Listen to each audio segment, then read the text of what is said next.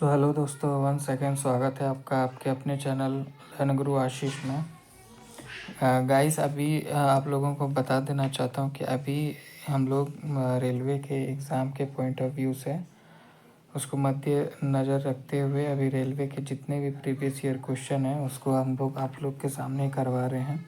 और उसके बाद जितने भी क्वेश्चन जो कि अपकमिंग एग्ज़ाम में पूछे जा सकते हैं या रीसेंट CGL या SSC CHSL MTS सबके एग्ज़ाम में पूछे गए हैं, तो वो सब साइंस के क्वेश्चन आप लोगों को प्रैक्टिस करवाया जा रहा है, उसका रिवीजन कराया जा रहा है। सो बने रहिए हमारे चैनल लर्न गुरु आशीष के साथ, आप पूरा वीडियो देखिए। और दोस्त जितने भी आप लोग न्यू हैं, आप हमारे चैनल लर्न गुरु आशीष को सब्सक्राइब कर लें और बेल आइकन दबा दें ताकि कोई भी अपडेट और कोई भी वीडियो अपलोड हो तो उसका नोटिफिकेशन आपको तुरंत चला जाए। हाँ दोस्तों, आप हमारे चैनल पे जाके विज़िट करिए, काफ़ी सारे साइंस के वीडियोस चैनल पे अपलोडेड हैं, आप देख कर उसको देखिए और आप अपना रिवीजन कर सकते हैं।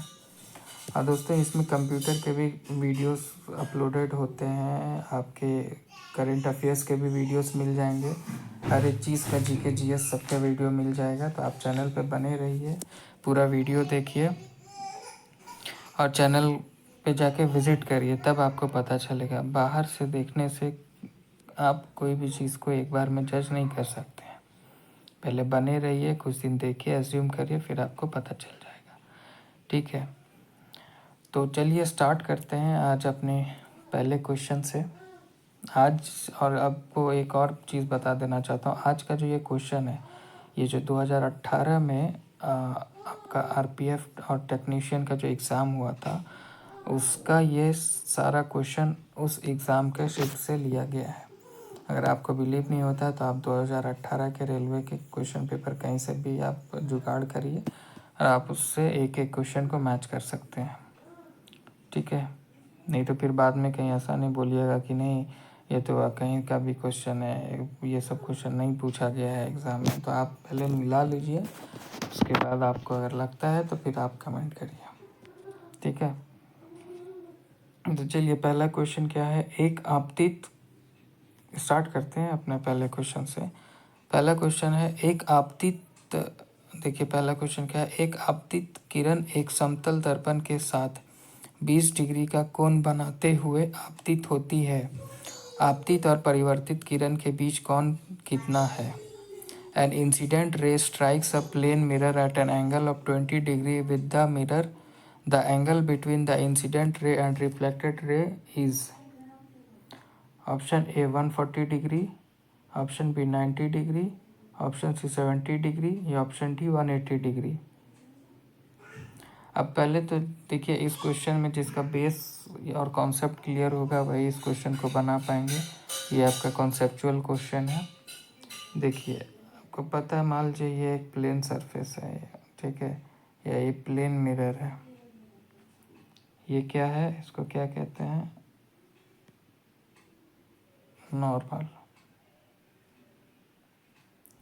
ठीक, अब यहाँ से इंसिडेंट रे स्ट्राइक किया, ठीक, और यहाँ से रिफ्लेक्ट बैक हुआ।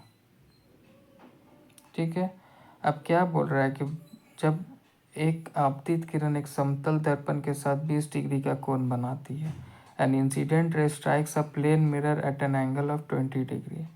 ठीक है, इंसिडेंट रे स्ट्राइक कर रहा है प्लेन मिरर पे, तो प्लेन मिरर ये है और ये इंसिडेंट रे।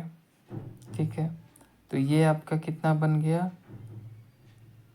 नॉर्मल से नहीं बोला है, आपका प्लेन मिरर है ये और ये इंसिडेंट रे है, तो ये आपका कितना हो गया? 20 डिग्री बोल रहा है।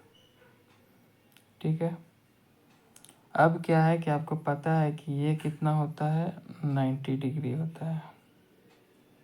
ठीक है, अब यहाँ पे ये 90 है पूरा और ये आपका 20 है, तो ये निकल जाएगा 90 minus 20 degree is equals to 70 degree.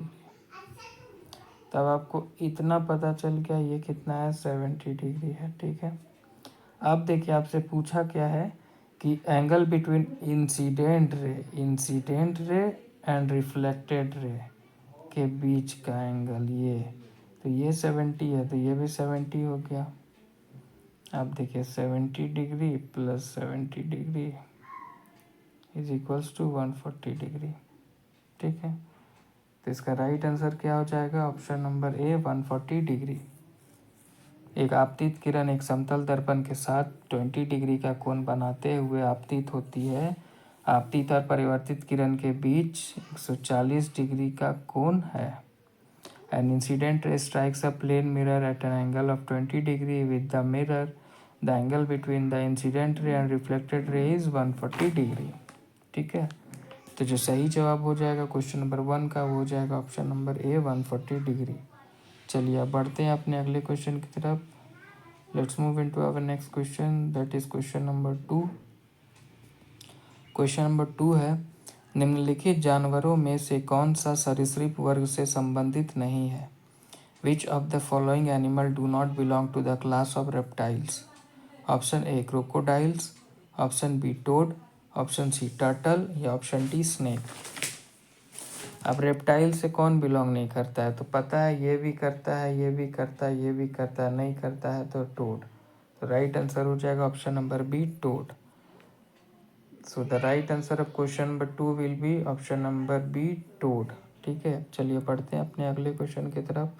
Question number 3, यदि किसी वस्तु का वेग इसके प्रारंभिक वेग से दुगना हो जाता है तो इसकी गतिज ऊर्जा इसकी प्रारंभिक गतिज ऊर्जा का n गुना हो जाती है। n का मान कितना है? If the velocity of a body becomes 2 times its initial velocity, its kinetic energy becomes n times its initial kinetic energy. What is the value of n?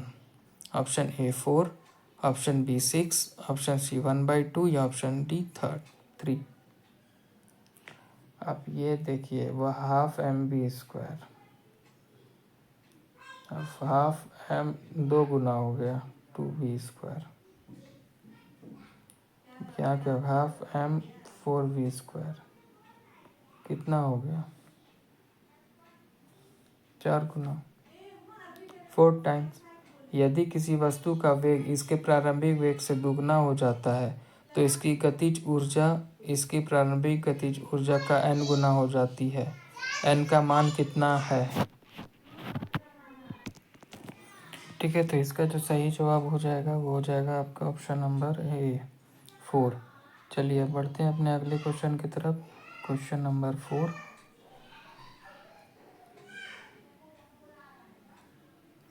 निम्नलिखित में से कौन सा कथन गलत है? Which of the following statement is incorrect?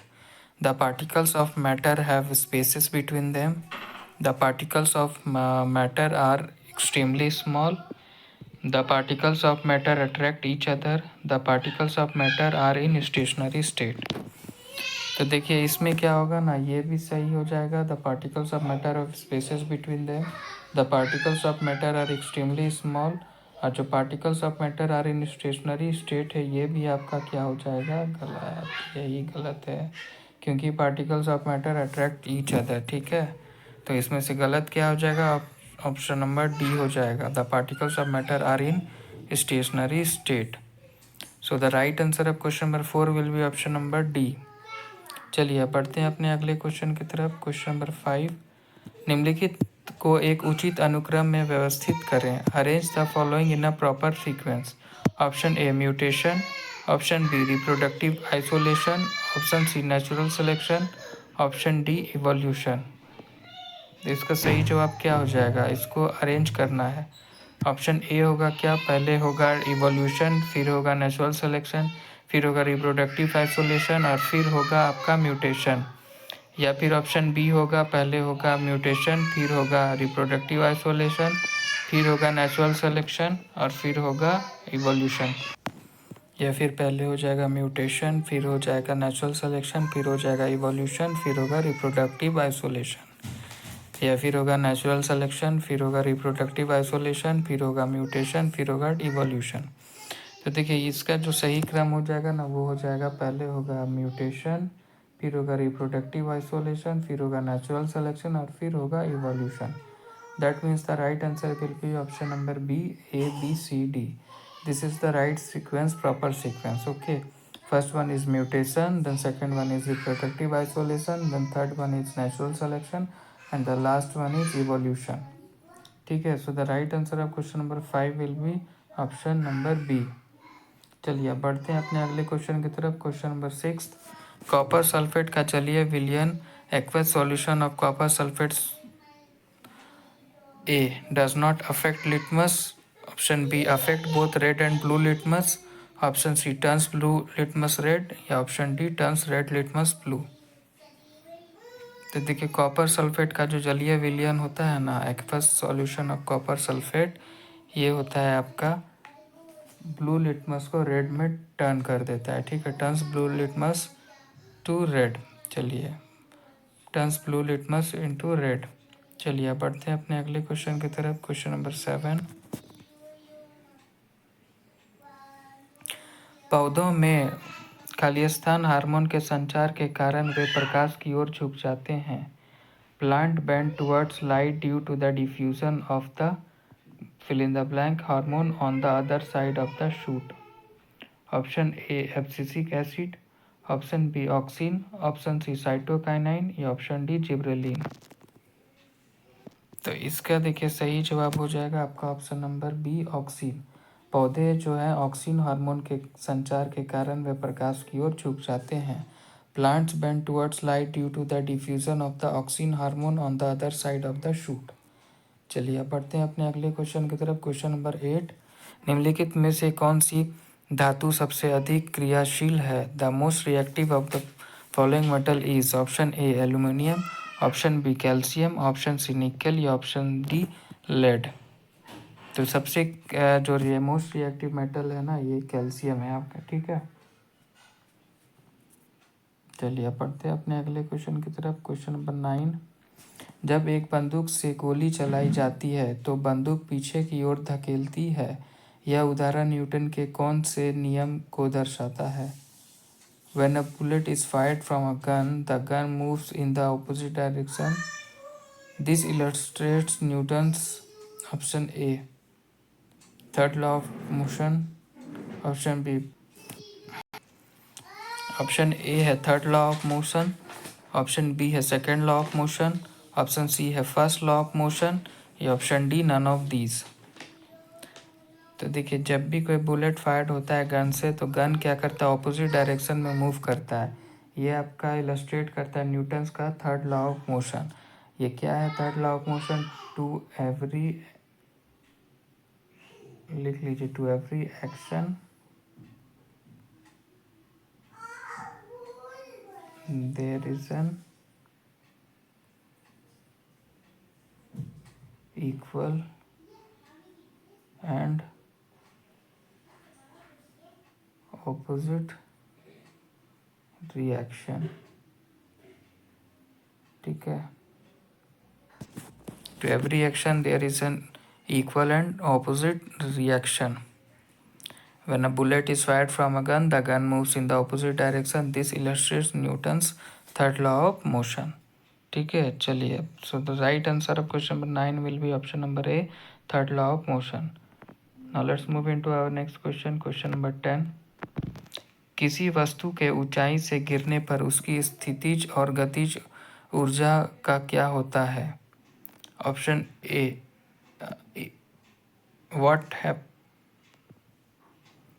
what happens to the potential and kinetic energy of a body as it falls down from a height. Option number A, its potential energy decreases while its kinetic energy increases. B, there is no change in its potential or kinetic energy. Option C, its potential and kinetic energies decrease.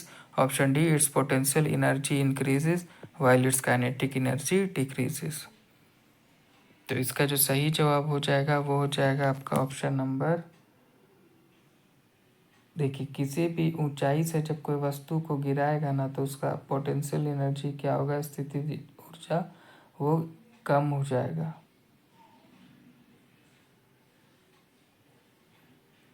और जब उसका kinetic energy है वो increase करेगा। तो इस question का सही जवाब आप अपने से बता ही सकते हैं। इसका सही जवाब क्या हो जाएगा, option number A, potential energy decreases while it's kinetic energy increases. ठीक है, What happens when when a body falls down from a height? Its potential energy decreases while its kinetic energy increases. चलिए पढ़ते हैं अपने अगले question की तरफ। Question number 10 का जो सही आंसर होगा वो होगा ऑप्शन नंबर ए। चलिए बढ़ते हैं अपने अगले क्वेश्चन की तरफ। क्वेश्चन नंबर 11, नाइट्रोजन परमाणु में उपस्थित न्यूट्रॉन की संख्या कितनी है? The number of neutrons present in a nitrogen atom is option A 14, option B 7, option C 11 या ऑप्शन डी 5।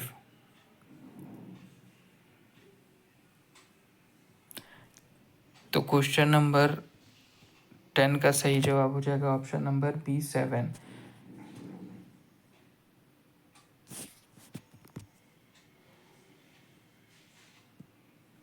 नाइट्रोजन परमाणु में उपस्थित न्यूट्रॉन की संख्या 7 है। The number of neutrons present in a nitrogen atom is 7। चलिए पढ़ते हैं अपने अगले क्वेश्चन की तरफ। क्वेश्चन नंबर 12, शुष्क लिटमस पेपर पर शुष्क HCl गैस की क्या क्रिया होती है? What is the action of dry HCl gas on dry litmus paper? शुष्क लिटमस पेपर पर शुष्क HCl गैस की क्या क्रिया होती है? What is the action of dry HCl gas on dry litmus paper? A. Blue litmus paper turns white. B. Blue or red litmus paper does not change its color. C. Blue litmus paper turns red. और D. Red litmus paper turns blue. तो इसका सही जवाब क्या होगा? Blue litmus paper turns red. ठीक है, जो ब्लू लिटमस पेपर है वो टर्न्स रेड, रेड कलर पे टर्न हो जाता है। ठीक है, बदल जाता है। चलिए बढ़ते हैं अपने अगले क्वेश्चन की तरफ। क्वेश्चन नंबर 13, विद्युत प्रवाह को मापने के लिए निम्नलिखित में से कौन सा यंत्र उपयोग किया जाता है? Which of the following instrument is use to measure electric current? Option A rheostat, option B volt meter, option C ammeter या ऑप्शन डी गैल्वेनोमीटर। तो इसका देखिए, जो भी इलेक्ट्रिक करंट को मेज़र करते हैं वो आममीटर से करते हैं। तो जो सही जवाब हो जाएगा क्वेश्चन नंबर 13 का वो हो जाएगा option number C ammeter. Ammeter is the instrument which is use to measure electric current. विद्युत प्रवाह को मापने के लिए आममीटर यंत्र का उपयोग किया जाता है। चलिए अब बढ़ते हैं अपने अगले क्वेश्चन की तरफ। क्वेश्चन नंबर 14, हीरे के कार्बन परमाणु के बाहरी कोश में मुक्त इलेक्ट्रॉनों की संख्या है। The number of free electrons in the outermost shell of carbon atom in diamond is option A 0, option B 2, option C 4 या ऑप्शन डी 3। तो देखिए इसका जो सही जवाब हो जाएगा वो हो जाएगा ऑप्शन नंबर ए 0। जो नंबर ऑफ फ्री इलेक्ट्रॉन्स होते हैं ना आउटर मोस्ट सेल में कार्बन एटम के डायमंड में, वो कितने होते हैं? 0, क्योंकि एक भी नहीं होता है फ्री, सब ना सब एक दूसरे से वो आपका इंटरलिंक्ड रहता है। तो इसका सही जवाब हो जाएगा क्वेश्चन नंबर 14 का हो जाएगा ऑप्शन नंबर ए 0। हीरे के कार्बन परमाणु के बाहरी कोश में मुक्त इलेक्ट्रॉनों की संख्या है 0। The number of free electron in the outer shell of carbon atom in diamond is 0। Now let's move into our next question, that is question number 15। यदि किसी सुधारात्मक लेंस की शक्ति +2.0 D है तो यह क्या है? If the power of a corrective lens is +2.0 diopter, then it is a option A convex lens, option B concave lens, option C convex mirror या option D concave mirror। बताइए। तो देखिए इसका जो सही जवाब हो जाएगा वो हो जाएगा option number A convex lens. अगर पावर जो है, if the power of a corrective lens is +2.0 D dioptre then it is a convex lens. ठीक है, यदि किसी सुधारात्मक लेंस की शक्ति +2.0 डायोप्टर है तो यह कॉन्वेक्स लेंस है। So the right answer of question number 15 will be option number A convex lens. चलिए बढ़ते हैं अपने अगले क्वेश्चन की तरफ। क्वेश्चन नंबर 16, अपच का इलाज करने के लिए निम्नलिखित में से किस प्रकार की दवा का प्रयोग किया जाता है? Which of the following type of medicine is use to treat indigestion? Option A sulfa drug, option B antihistamines, option C antibiotics या ऑप्शन डी एंटासिड।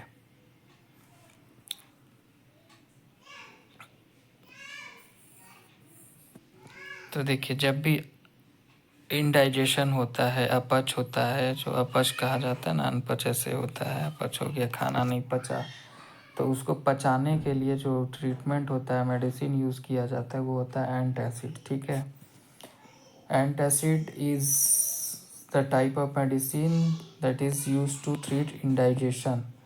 अपच का इलाज करने के लिए एंटासिड प्रकार की दवा का प्रयोग किया जाता है। चलिए आप पढ़ते हैं अपने अगले क्वेश्चन की तरफ। Question number 17। क्वेश्चन नंबर 17 है, निम्न में से कौन सी एक सतहीय घटना है? Which of the following is a surface phenomena? Option A boiling, option B melting, option C evaporation और ऑप्शन डी फ्रीजिंग। अब इसमें से बताना है कि एक सतहीय घटना कौन है। तो इसमें एक ही देख रहे सतहीय घटना है, ये आपका इवापोरेशन। निम्न में से इवापोरेशन एक सतहीय घटना है। Evaporation is a surface phenomena. So the right answer of question number 17 will be option number C, evaporation. चलिए बढ़ते हैं अपने अगले क्वेश्चन की तरफ। क्वेश्चन नंबर 18, निम्नलिखित में से किन ऊतकों में कोशिकाएं जीवित होती हैं, लंबी और कोनों पर अनियमित रूप से स्थूल होती हैं? In which of the following tissue are the cells living elongated and irregularly thickened at the corners? Option A parenchyma, option B sclerenchyma, option C erenchyma या option D collenchyma। देखिए, जो collenchyma होता है ना, उसका टिश्यू सेल्स जो होता है वो living elongated and irregularly thickened होता है एट द कॉर्नर्स। कोलेंचाइमा ऊतकों में कोशिकाएं जीवित होती हैं, लंबी और कोनों पर अनियमित रूप से स्थूल होती हैं। तो जो सही जवाब हो जाएगा क्वेश्चन नंबर 18 का, वो हो जाएगा ऑप्शन नंबर डी, कोलेंचाइमा। ठीक है, अब चलिए बढ़ते हैं अपने अगले क्वेश्चन की तरफ। क्वेश्चन नंबर 19, निम्न में से कौन से भौतिकविदों ने उत्प्लावक बल बायोएंट फोर्स के अस्तित्व की व्याख्या की? विच of the following physicist explained the existence of buoyant force? Option A Archimedes, option B Blaise Pascal, option C Isaac Newton या ऑप्शन डी चार्ल्स अगस्टाइन। अब बताना है कि बायोएंट फोर्स का अस्तित्व का व्याख्या कौन किया। तो देखिए, इसका जो सही जवाब हो जाएगा वो हो जाएगा ऑप्शन नंबर ए, आर्किमिडीज। आर्किमिडीज प्रिंसिपल आप लोगों ने पढ़ा होगा। निम्न में से आर्किमिडीज भौतिकविद ने उत्प्लावक बल बायोएंट फोर्स के अस्तित्व की व्याख्या की। Archimedes is the physicist explain the existence of buoyant force. तो देखिए, जो सही जवाब हो जाएगा क्वेश्चन नंबर 19 का, वो हो जाएगा ऑप्शन नंबर ए, आर्किमिडीज। चलिए आप बढ़ते हैं अपने अगले क्वेश्चन की तरफ। Question number 20। क्वेश्चन नंबर 20 है, किसके अनुरूप वस्तु की गतिज ऊर्जा की वृद्धि होती है? What does the kinetic energy of an object increases with? Option A friction, option B time, option C mass या option D speed।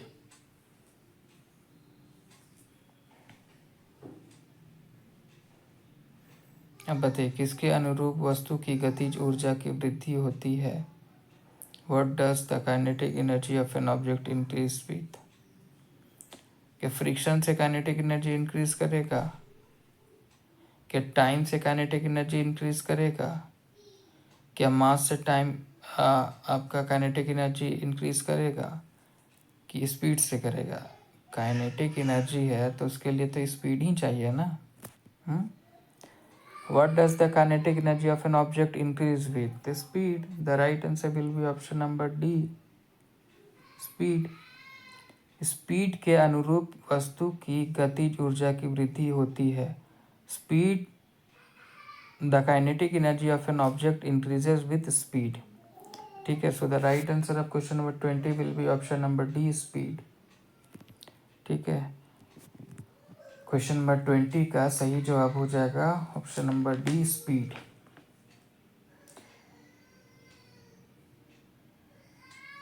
तो दोस्तों, आज का जो 20 क्वेश्चन का सेट था यहीं पे समाप्त हुआ। आगे इसी का आगे का सेट और आगे नेक्स्ट वीडियो में कंटिन्यू करेंगे। सो दोस्त, जितने लोग भी पहली बार चैनल पे आए हैं, फर्स्ट टाइम वीडियो देख रहे हैं, आपसे अनुरोध है कि आप चैनल को सब्सक्राइब कर लीजिए ताकि आपको पल पल का वीडियो कंटेंट अपडेट सब कुछ प्रोवाइड होते रहे। और हमारे चैनल पे आप विज़िट करके देख सकते हैं, यहाँ पे काफ़ी सारे साइंस के वीडियोस अपलोडेड हैं जो कि आपके अपकमिंग रेलवे एग्ज़ाम में काफ़ी हेल्पफुल रहने वाले हैं।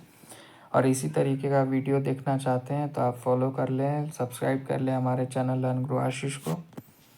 और अगर आप अपना कोई भी सुझाव, कुछ कमेंट या कुछ कोई किसी चीज़ के रिगार्डिंग कोई इशू प्रॉब्लम है तो आप कमेंट के ज़रिए हमें बता सकते हैं। और अगर आपको हमारा ये वीडियो, हमारा मेहनत अच्छा लगता है तो आप एक लाइक ज़रूर करिए। तो दोस्तों मिलते हैं अब अपने नेक्स्ट वीडियो में। तब तक के लिए गुड बाय।